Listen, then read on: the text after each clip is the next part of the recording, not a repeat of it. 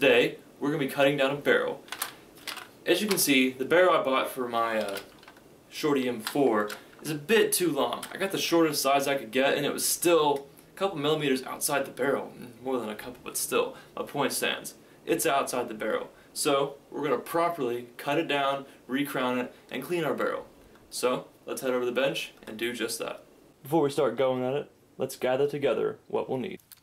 Pipe cutters with a crowning tool, an electric drill, some paper towels, a basic cleaning rod with an eyelet in it, you don't want just a rod, some sandpaper, 50% isopropyl alcohol or 100%, the more the better. This is for cleaning your barrel when we're done. And finally, a Sharpie. First, take your Sharpie and mark where you want to cut your barrel. It doesn't have to go all the way around, just needs to be a good spot for marking. Next, take apart your hop-up unit so you can get your barrel out. Make sure it's just the barrel.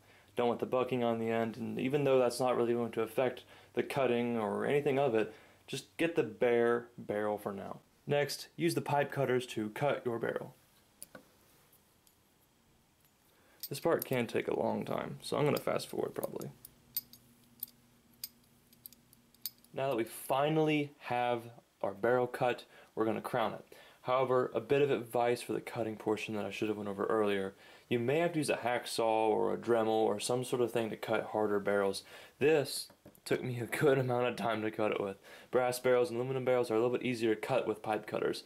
Chrome and stainless steel and all those other barrels are going to be really difficult to cut with a pair of pipe cutters. So let's get down to cutting or crowning it. Next, take your paper towel, lay it over your work surface or go down to somewhere you can get a little dirty, maybe outside in a garage, and take the barrel, put it in the drill, and use the pipe cutters, the crowning attachment of the pipe cutters, to crown your barrel.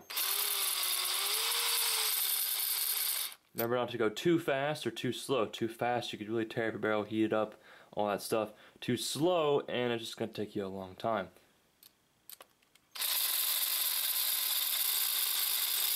That is about a good speed.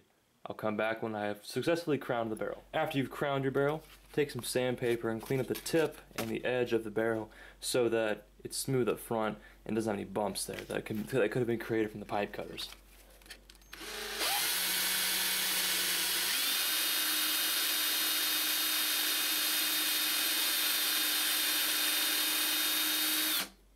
Do that until you get a smooth surface. Next, take some alcohol, 100%, and a cleaning rod with a paper towel and clean out all debris, metal, shavings, whatever from your barrel. And then you're done.